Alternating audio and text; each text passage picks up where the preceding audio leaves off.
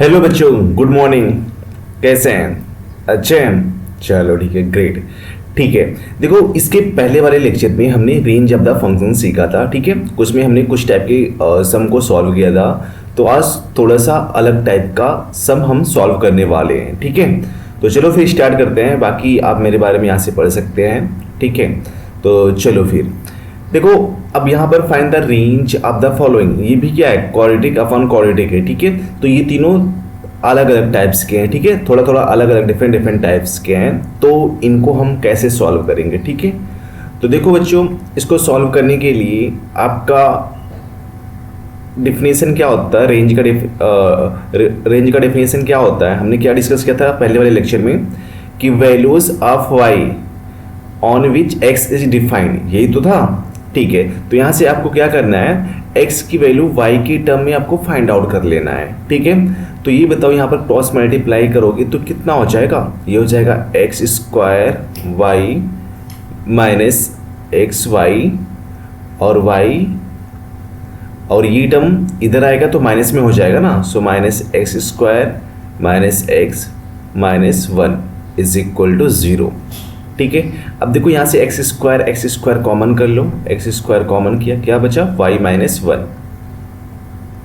ठीक है, और यहाँ से इसमें से और इसमें से एक्स कॉमन कर लो। सो हमने एक्स कॉमन किया, क्या बचा? माइनस वाई और माइनस 1 बचा। ठीक है, उसके बाद में Y minus 1। So Y minus 1 is equal to 0। ठीक है, अब ये क्या बन गया? क्वाड्रेटिक बन गया। अब ये बताओ, यहाँ पर x में क्वाड्रेटिक है तो ये डिफाइन कब होगा? जब इसका जो डिस्क्रिमिनेंट होगा, x डिफाइन कब होगा? जब इसका डिस्क्रिमिनेंट ग्रेटर देन और इक्वल टू 0 होगा, तभी तो डिफाइन होगा। ठीक है, तो इसके बाद में देखो t इज इक्वल टू क्या होता है? बी स्क्वायर माइनस 4ac, और b की वैल्यू कितना है? Minus Y minus 1 whole square, और माइनस 4 a की वैल्यू कितना है? y माइनस 1, और c is also minus 1 greater than और इक्वल टू 0। ठीक है, तो इसको ओपन कर लो, कितना हो जाएगा? देखो माइनस है तो माइनस कॉमन करोगे प्लस हो जाएगा। सो y प्लस 1 का whole square, so y square plus 2y plus 1 minus 4 y minus 1 का होल स्क्वायर, क्या हो जाएगा? y square minus 2y plus 1 greater than और इक्वल टू 0। अब देखो यहाँ पर वाई स्क्वायर है और यहाँ पर माइनस 4y स्क्वायर है। जब सब्ट्रैक्ट करोगे सो माइनस 3y स्क्वायर मिल जाएगा। यहाँ पर 2y है और 4 2 ज़ा 8, माइनस माइनस प्लस, सो 2 प्लस 8 कितना हो जाएगा? 2 प्लस 8 10 हो जाएगा। सो यहाँ पर हमें क्या लिखा? प्लस 10y, और यहाँ पर प्लस 1 है और 4 1 ज़ा 4, और यहाँ पर माइनस 4 मिल जाएगा। ठीक है, मीन्स देखो माइनस 4 प्लस 1, माइनस 4 प्लस 1 कितना हो जाएगा? माइनस 3 ग्रेटर देन और इक्वल टू 0। माइनस से सब में मल्टीप्लाई कर दो। जब माइनस से मल्टीप्लाई करेंगे तो कितना हो जाएगा? ये हो जाएगा आपका 3y square minus 10y plus 3, sign change हो जाएगा। ठीक है, अब इसको फैक्टराइज कर लो। जब इसको फैक्टराइज करोगे तो 3 3 ज़ा 9, सो 3y square minus 9y minus y, और यहाँ पर कितना हो जाएगा? Plus 3 less than 0। देखो यहाँ से 3 कॉमन कर लो, पहले से 3y कॉमन किया, क्या बचेगा? y माइनस 3 बचा, और यहाँ से माइनस 1 कॉमन कर लो, माइनस 1 कॉमन किया, y माइनस 3 लेस देन और इक्वल टू 0। ठीक है, अब देखो y माइनस 3 हमने लिखा, 3y माइनस 1 लेस देन और इक्वल टू 0। अब देखो यहाँ से y की 2 वैल्यू आएगा। y की वैल्यू कितना आ जाएगा? एक तो 1/3 आ जाएगा और दूसरा कितना आएगा? दूसरा 3 आ जाएगा। ठीक है, तो y किस में बिलोंग कर रहा है? 1/3 से 3 तक का बिलोंग कर रहा है। ठीक है, तो यही क्या हो जाएगा? इसका रेंज हो जाएगा। समझा?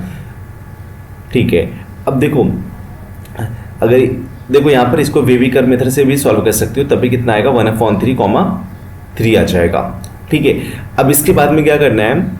ये तो फर्स्ट वाला हो गया। जब सेकेंड टाइप का रहेगा, यहाँ पर एक चीज़ ध्यान रखना है कि जब इसको आंसर बोलने से पहले एक बार क्या करना कि यहाँ पर देखना कि जो एक्स स्क्वायर का कोएफिशिएंट है और एक्स का कोएफिशिएंट है क्या किसी पार्टिकुलर वैल्यू पर एक साथ में ज़ीरो हो रहे हैं क्या? नहीं हो रहे ना। अगर हमने y को ज़ीरो पुट किया तो -1 मिल गया, और y को ज़ीरो पुट किया तो यहाँ पर कितना हो जाएगा? -1। मतलब एक साथ में ज़ीरो नहीं हो सकते ना। अगर y की वैल्यू देखो 1 पुट करोगे 0 हो जाएगा, और यहाँ पर -1 पुट करोगे तो -2 हो जाएगा। एक साथ में ज़ीरो नहीं हो रहे हैं ना, ठीक है। अगर एक साथ में ज़ीरो होंगे तो जो क्या होगा वो नेक्स्ट वाले क्वेश्चन में हम डिस्कस करेंगे, ठीक है। तो देखो नेक्स्ट वाला क्वेश्चन ये वाला है, तो यहाँ पर भी क्रॉस मल्टीप्लाई कर लो। जब क्रॉस मल्टीप्लाई करोगी बच्चों, so x square y plus x y plus y, और सबको इधर लेके जाओ, so -x square -x-2 is equal to 0। X square common किया, क्या बचा? y-1, और यहाँ से x कॉमन कर लिया, x हमने कॉमन किया, क्या बचा? y-1 और y-2 plus y-2 is equal to 0। यहाँ पर लोगे, अब देखो x कब डिफाइन होगा? जब उसका डिस्क्रीमेंट ग्रेटर देन और इक्वल टू 0 होगा, ठीक है। अब डिस्क्रीमेंट b स्क्वायर कितना है? y-1 होल स्क्वायर, और -4 a कितना है? a is also y-1 and y-2 greater than और इक्वल टू 0। सो y-1 दोनों में से कॉमन किया, क्या बचेगा यहाँ पर? y-1 -4y-2, ठीक है, ग्रेटर देन और इक्वल टू 0। सो y-1 मिला, और y-1 -4y और प्लस 8,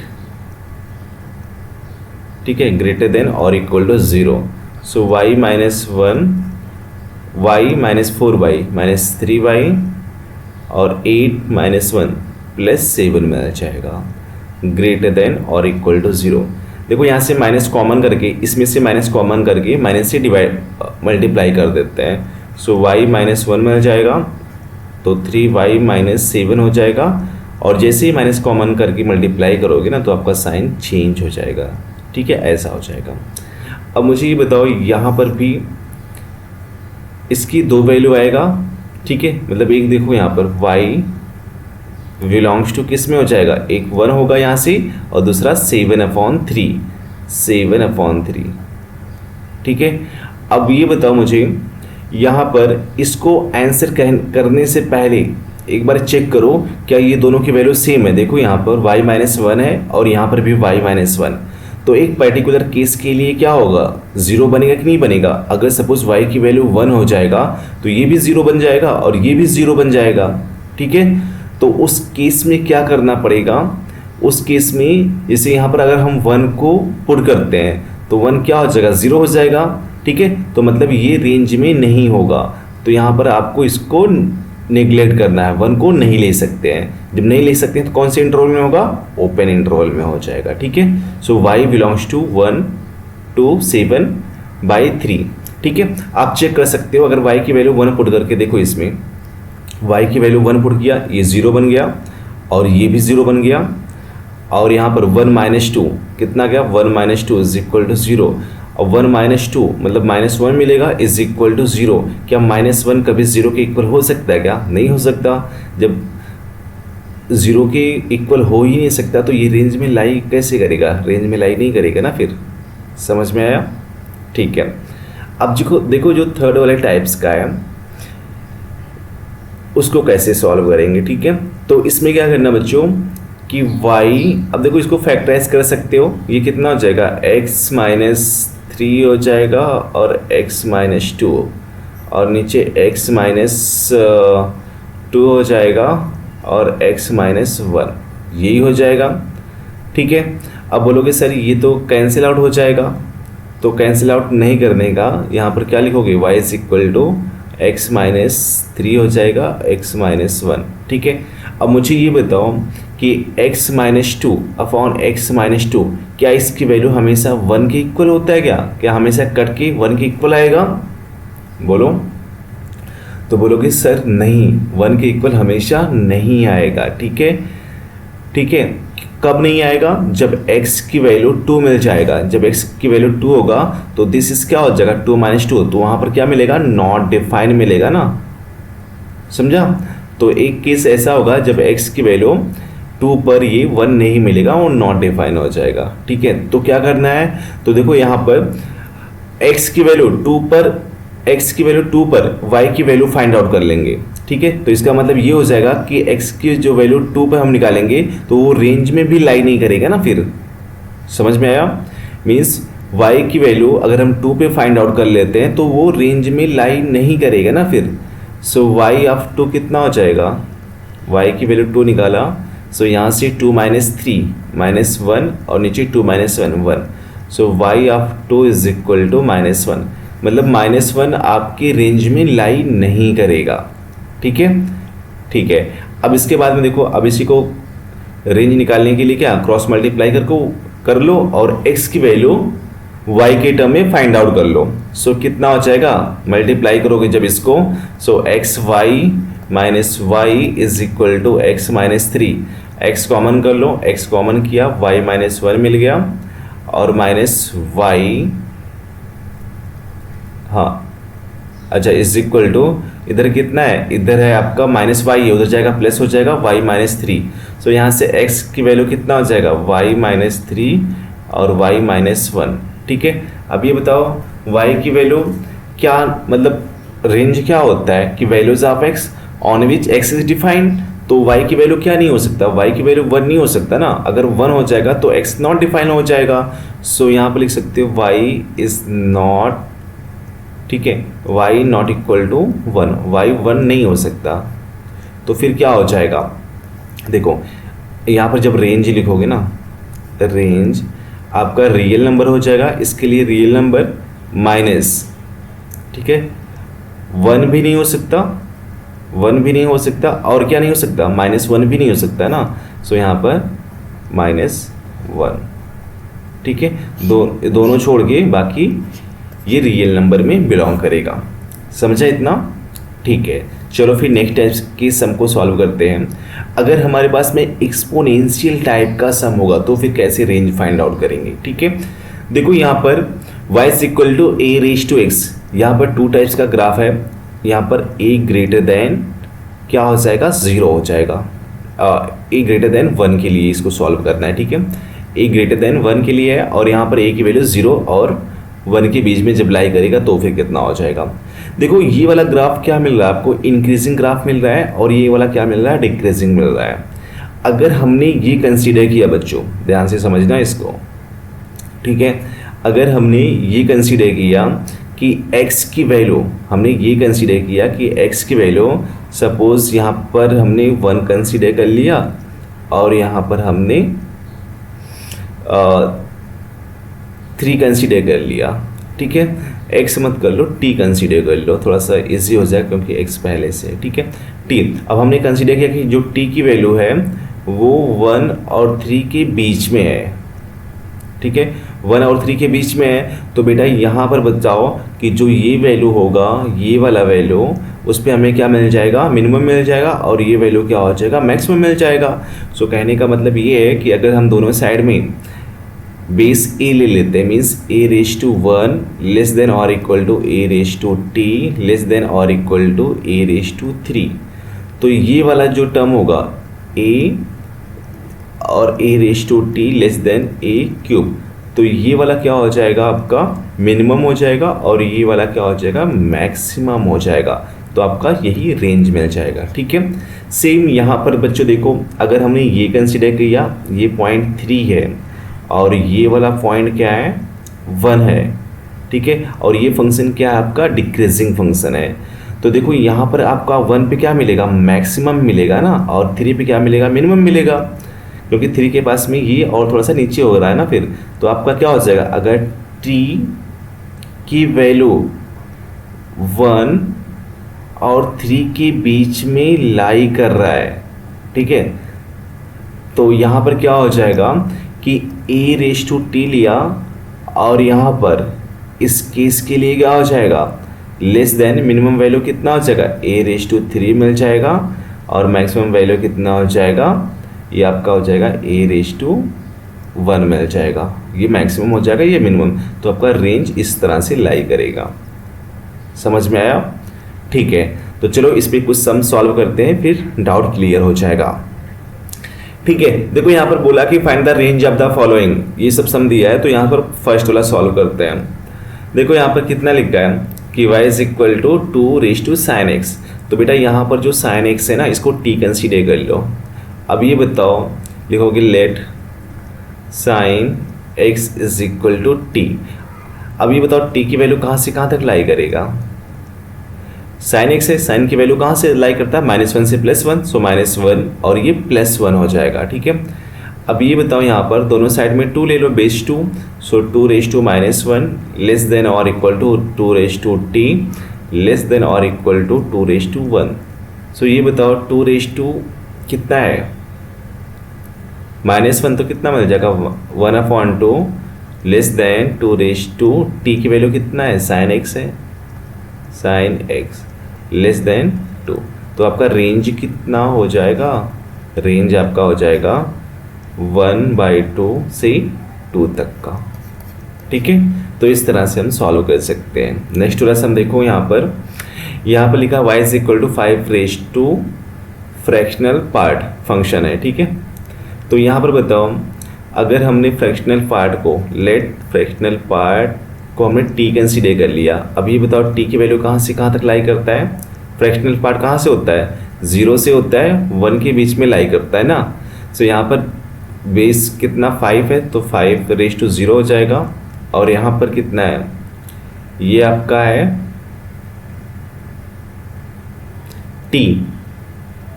ठीक है, t को t रखो और यहाँ पर कितना हो जाएगा? 5⁻1।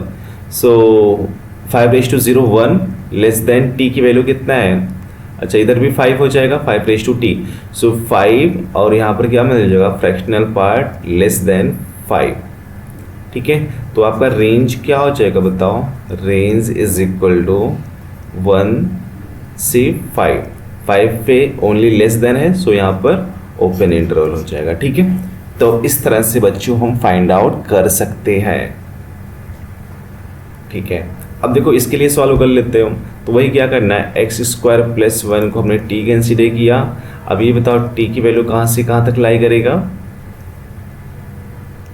t की वैल्यू आपका लाई करेगा, देखो अगर x की वैल्यू 0 पुट करोगे तो t की वैल्यू 1 मिल जाएगा। और मैक्सिमम वैल्यू कितना होगा? कुछ भी पुट कर दो, दैट इज इनफाइनाइट हो जाएगा। बस यहाँ पर बेस कितना है? 5 है। सो 5⁻1 less than 5⁻t less than 5⁻∞। 5⁻1 कितना? 5 मिल जाएगा। और लेस देन 5 t की वैल्यू कितना है? x² + 1 less then 5⁻∞ means infinite. तो बताओ रेंज कितना हो जाएगा? रेंज आपका 5 से इनफाइनाइट तक हो जाएगा। ठीक है, तो इस तरह से हम इसको भी सॉल्व कर सकते हैं। नेक्स्ट सम पे आ जाओ। इसको कैसे करोगे? अब ये बताओ, यहाँ पर जो a वाला टर्म दिया बच्चों, a वाला टर्म कितना है? a की वैल्यू 0 और 1 के बीच में लाई कर रहा है ना, हाफ दिया है। सो अपना ग्राफ कैसा होगा? अपना ग्राफ इस टाइप का होगा ना, फिर मतलब डिक्रीजिंग ग्राफ होगा। तो इसके लिए हमें सॉल्व करना है। ठीक है, एक मैक्सिमम वैल्यू मिल जाएगा, एक मिनिमम।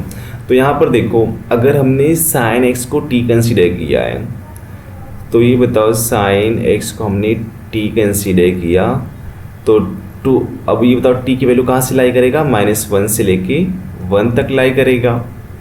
इतना समझा? यस। अब ये बताओ, यहाँ पर 2 है, यहाँ पर तुमने 2 किया, सो 2 से मल्टीप्लाई कर दो।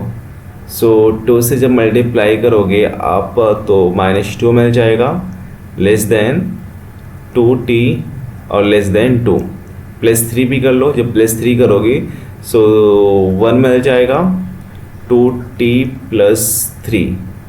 ठीक है, और यहाँ पर कितना हो जाएगा? 5 हो जाएगा। समझ में आया इतना? यस।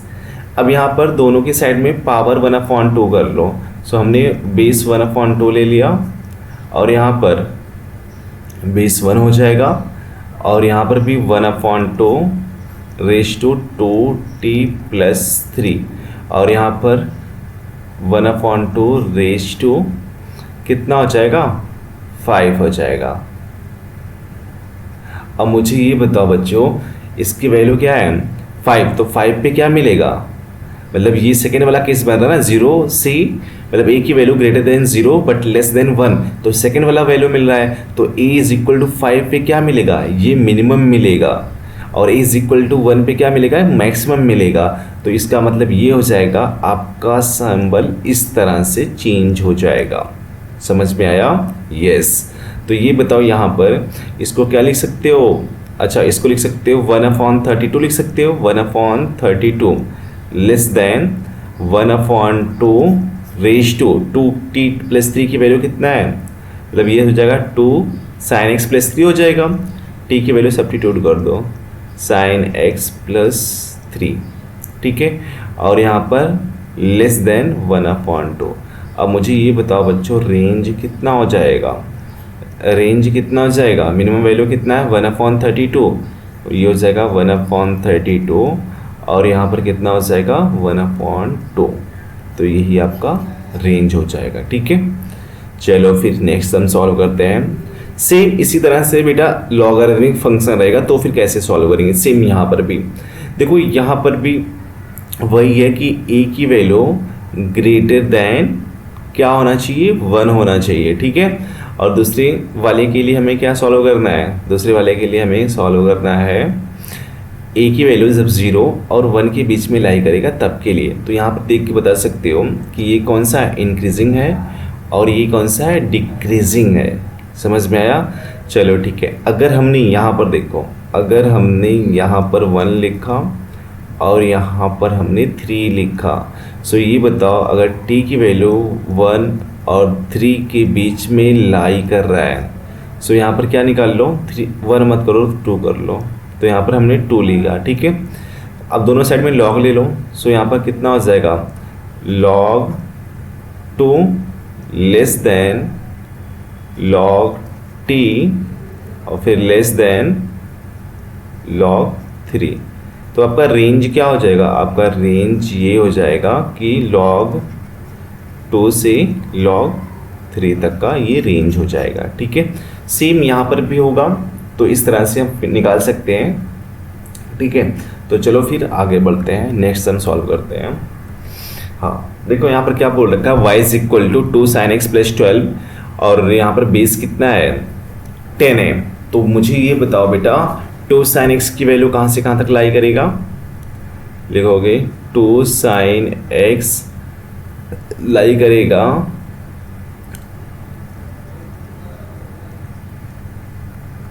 कहाँ से, -2 से लेके 2 तक का। ठीक है, +12 ऐड कर दो, तो +12 ऐड करोगे कितना हो जाएगा 10 हो जाएगा। सो 10 और यहाँ पर 2 sin x + 12 लेस देन कितना हो जाएगा 14 हो जाएगा। ठीक है, अब दोनों साइड में log ले लो एट बेस 10 पे, सो लिखोगे log 10 बेस 10 लेस देन और equal to log 2 sin x + 12 base 10 less than और equal to log 14 base 10। So इसकी वैल्यू 1 हो जाएगा, लेस देन और equal to log 2 sin x + 12 और लेस देन और इक्वल टू log 14 बेस 10। तो ये बताओ ये मिनिमम वैल्यू है, ये मैक्सिमम वैल्यू है, तो रेंज क्या हो जाएगा, रेंज आपका हो जाएगा 1 से लेके log 14 बेस 10। ठीक है, log 14 की वैल्यू हमें पता नहीं है, तो आप इसी टर्म में लिख सकते हैं। ठीक है, चलो फिर नेक्स्ट वाला सम सॉल्व कर लेते हैं। तो ये भी इजी सम है। देखो हमें क्या पता है कि x² + 1 कहाँ से कहाँ तक लाई करता है, बोलोगे सर 1 से लेके इनफाइनाइट तक लाई करेगा। ठीक है, अब दोनों साइड में log ले लो एट बेस 10। सो हमने क्या लिखा, log लिखा, log 1 लेस देन और equal to log x² + 1 base 10 पे, फिर less than log infinite, log infinite. So log 1 की वैल्यू कोई भी बेस रहे उसकी वैल्यू कितना होता है 0 होता है, और यहाँ पर कितना हो जाएगा log x square plus 1 base 10 less than log infinite means infinite मिल जाएगा। ठीक है, सो यहाँ पर रेंज बता सकते हो ना बच्चों, रेंज कितना हो जाएगा 0 से लेके इनफाइनाइट तक। सो 0 से लेके इनफाइनाइट तक, दिस इज रेंज। ठीक है, अब देखो नेक्स्ट वाला सम कैसे सॉल्व करोगे। नेक्स्ट वाला सम, तो बच्चों देखो यहाँ पर इसको सॉल्व करने का मतलब ये है कि इसकी वैल्यू कहाँ से कहाँ तक लाई करेगा, x square minus 5x plus 6।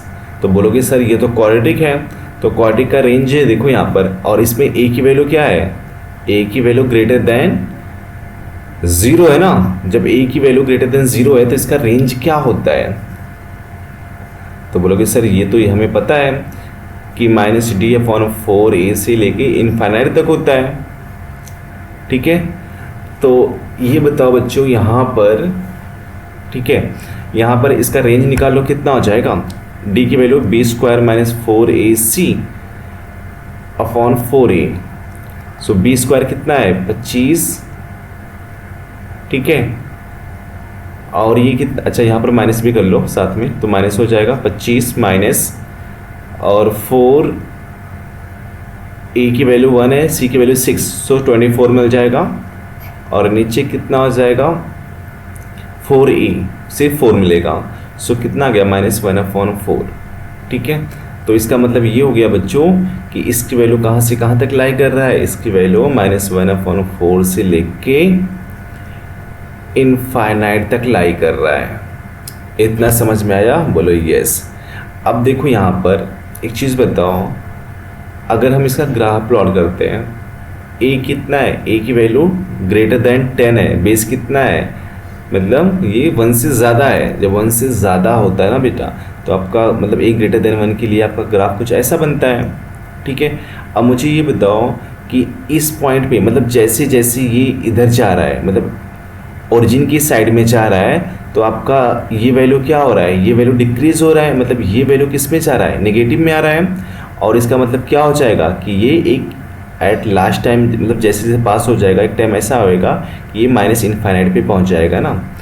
ठीक है, तो इसकी वैल्यू कितना हो जाएगा -इनफाइनाइट, और यहाँ पर कितना हो जाएगा x² - 5x plus 6 less than infinite.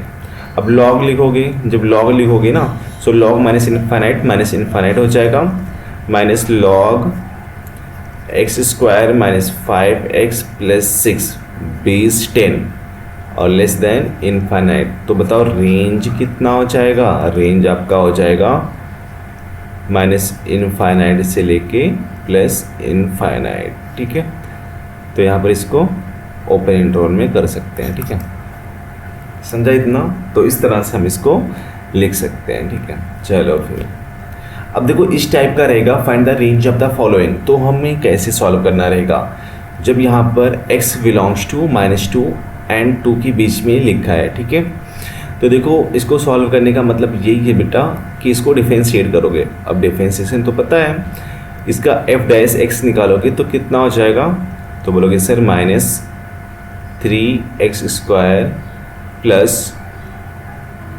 12 हो जाएगा और 5 का 0 हो जाएगा। सो -3 यहाँ से कॉमन किया, -3 कॉमन करोगे, सो x - 4, तो यहाँ पर कितना मिल जाएगा -3x - 2x प्लस 2, यही तो मिलेगा। बोलोगे यस सर। ठीक है, f' की वैल्यू हमें मिल गया। अब आपको क्या करना है कि यहाँ पर इसको वेवी कर्व मेथड से इसको लिख सकते हो यहाँ पर ऐसे। तो क्रिटिकल पॉइंट एक तो -2 हो जाएगा, दूसरा 2 हो जाएगा, यही तो होगा। अब एक चीज़ ध्यान रखना है, इस वाला जो माइनस नहीं है इसको थोड़ा सा ध्यान रखना है। कब ध्यान रखना है बताता हूँ। देखो अब ये बताओ, ये प्लस हो जाएगा, ये माइनस हो जाएगा, और ये क्या हो जाएगा प्लस हो जाएगा। ठीक है, ये तुमने पढ़ा है। अब ये बताओ, यहाँ पर माइनस पहले से बैठा है, तो ये क्या करेगा, प्लस वाले को माइनस कर देगा ना, तो मतलब ये माइनस हो जाएगा, ये प्लस हो जाएगा, और ये वाला क्या हो जाएगा माइनस हो जाएगा। ठीक है, जब आप माइनस से मल्टीप्लाई करोगे इस पर्टिकुलर रीज़न के लिए, सो माइनस प्लस माइनस मिल जाएगा ना। अब मुझे ये बताओ रेंज कितना दिया है, -2 से 2, -2 से लेके +2 तक ये वैल्यू किस में आ रहा है, प्लस में आ रहा है। जब वैल्यू प्लस में आ रहा है तो ये फंक्शन कौन सा होगा, इंक्रीजिंग फंक्शन होगा। मीन्स एक रफ डायग्राम ऐसे ड्रॉ कर सकते हो, यहाँ पर -2 मिल जाएगा और यहाँ पर 2, मतलब यहाँ पर 2 रहेगा। ठीक है, अब मुझे ये बताओ -2 और 2 पे इंक्रीजिंग फंक्शन दिया है तो f ऑफ -2 पे क्या मिल जाएगा, मतलब एक तो मिनिमम हो जाएगा दूसरा मैक्सिमम हो जाएगा। सो यहाँ पर f ऑफ 2p दोनों की वैल्यू फाइंड आउट कर लो। ठीक है, तो ये आपका रेंज हो जाएगा। सो f ऑफ -2 पे वैल्यू कितना मिल जाएगा, -2 का क्यूब करोगे। सो देखो यहाँ पर -2 का क्यूब -8 मिल जाएगा। ठीक है, और प्लस -24 होगा ना, और कितना मिल जाएगा, +5। सो ये हो जाएगा प्लस हो जाएगा, और 8 + 5 13 -24। सो कितना मिल जाएगा, -11 मिल गया। और यहाँ पर f ऑफ 2 पे वैल्यू कितना मिल जाएगा, -8 + 24 + 5। सो ये कितना मिल जाएगा, 24 + 5 29। सो 21 मिल जाएगा। ठीक है, तो रेंज कितना आ जाएगा बच्चों, आपका जो रेंज आ जाएगा वो हो जाएगा -11 से 21 तक का रेंज मिल जाएगा। ठीक है, तो इस तरह से हम वैल्यू फाइंड आउट कर सकते हैं। अब देखो नेक्स्ट वाला सम देखो, सेम वही है। यहाँ पर सबसे पहले f' निकालोगे तो बोलोगे सर यहाँ पर प्रोडक्ट रूल अप्लाई कर लो। सो x² सेम रहेगा, e⁻x का e⁻x इंटू -1 हो जाएगा, प्लस e⁻x और इंटू x² का 2x मिल जाएगा। सो यहाँ से देखो बच्चों, यहाँ से e⁻x कॉमन किया, e⁻x हमने कॉमन किया। अच्छा, दोनों में से माइनस भी कॉमन कर लो, -x e⁻x कॉमन किया। यहाँ पर क्या बचेगा, यहाँ पर आपका x मिल जाएगा। ठीक है, और यहाँ पर क्या बचेगा, यहाँ पर -2 मिलेगा ना, फिर यही होगा। मतलब इसको लिख सकते हो e⁻x माइनस x -2, यही होगा। अब इसके लिए बेबी कर्व मेथड से बना सकते हो। सो इधर कितना हो जाएगा, 0 हो जाएगा और यहाँ पर 2 होगा, मतलब 2 क्रिटिकल पॉइंट मिल गया। प्लस होगा, माइनस होगा, प्लस होगा। अब मुझे ये बताओ, यहाँ पर माइनस पहले से बैठा है, सो इसको क्या करेगा, माइनस कर देगा, इसको प्लस कर देगा, इसको माइनस कर देगा। ठीक है, अभी बताओ 0 और 2 के बीच में रेंज यही दिया है ना, 0 और 2 के बीच में रेंज क्या है, मतलब प्लस में आ रहा है, तो ये फंक्शन कौन सा होगा, इंक्रीजिंग फंक्शन हो जाएगा। सो यहाँ पर क्या करना है, f ऑफ 0 पे वैल्यू निकाल लो और f ऑफ 2 पे वैल्यू निकाल लो, बस वही आपका रेंज हो जाएगा। सो f ऑफ 0 पे वैल्यू कितना मिल जाएगा, 0 मिल जाएगा, और f ऑफ 2 पे वैल्यू कितना मिल जाएगा, f ऑफ 2 पे। सो 2 इस, और यहाँ पर e⁻², सो 4/e²। सो रेंज कितना होगा बेटा, रेंज हो जाएगा आपका 0 से 4/e², यही तो होगा। ठीक है, तो इस तरह से हम वैल्यू फाइंड आउट कर सकते हैं। नाउ नेक्स्ट वाला sum, find the range of the following. ठीक है, अब देखो जब भी इस टाइप का रहेगा ना, तो आपको एक प्रॉपर्टी याद करनी है। वो प्रॉपर्टी कौन सी प्रॉपर्टी है, अपने एपी और जीपी में। ठीक है, जब आपने ये पढ़ा है प्रोग्रेशन, तो उसमें एक चीज़ सीखा है, क्या होता है, अगर नहीं भी पता होगा तो यहाँ पर देख सकते हो। अगर हमारे पास में 2 नंबर है, एक नंबर a है और एक नंबर b है, तो इसका am कितना होगा, मीन्स अर्थमेटिक मीन कितना होगा, ये होता है आपका a + b/2, यही तो होता है। और इसका जियोमेट्रिक मीन gm कितना होता है, तो बोलोगे सर ये तो बहुत आसान है, जियोमेट्रिक मीन्स कितना होता है, √ab, यही होता है। और हमें क्या पता है, हमें ये पता है कि जो am होता है is always greater than gm, यही होता है। तो यहाँ से क्या मिल जाएगा, means a + b/2 greater than और इक्वल टू √ab, यही तो होता है। बस आपको इतना ही लर्न रखना है। अब इसी फार्मूले से आपके सम सॉल्व होने वाले हैं। ठीक है, तो इसको नोट डाउन कर सकते हो। चलो ठीक है, देखो यहाँ पर बोला 4⁻x + 1/4, तो इसका am कितना हो जाएगा, सो इसके लिए A M greater than G M वाला फार्मूला यूज़ करोगे। ए एम की वैल्यू दोनों को ऐड कर दो, डिवाइड बाई 2 कर दो। So 4x plus 1/4 divide by 2 greater than square root आप दोनों को मल्टीप्लाई कर दो 4x इंटू 1/4x। सो देखो यहाँ से ये कैंसिल आउट हो गया 4x इंटू 4x, क्या बचा 1 का स्क्वायर रूट 1 होता है और 2 से मल्टीप्लाई कर दो। So 4x plus 1/4x greater than और इक्वल टू 2 1 ज़ा 2, तो इसकी वैल्यू क्या है 2 से ज़्यादा है ना फिर, या फिर 2 के इक्वल है। सो यहाँ पर बताओ रेंज कितना हो जाएगा बच्चों, ये रेंज आपका 2 से इनफाइनाइट तक हो जाएगा। यही तो बोल रखा है 2 से के इक्वल है या फिर ज़्यादा है। ठीक है, नेक्स्ट वाला सम सॉल्व करते हैं। तो यहाँ पर कितने नंबर हैं, देखो यहाँ पर भी वही ए एम ग्रेटर देन और इक्वल टू जी एम। तो ए एम क्या होगा, सबको ऐड कर लो, means 2x plus 2x plus 6x plus 6 divide by number of term कितने 4 है, और यहाँ पर लेस देन और इक्वल टू सबको मल्टीप्लाई कर लो। सो 2x into 2x into 6x सो यहाँ पर ये तो सेम रहेगा 2x plus 2x plus 6x plus 6 divide by 4 greater than और इक्वल टू, देखो इसकी वैल्यू कितना हो गया 1 और इसकी वैल्यू भी 1 हो गया, और 1 इंटू 1 कितना हो जाएगा 1 का स्क्वायर रूट 1, सो 1 मिल गया।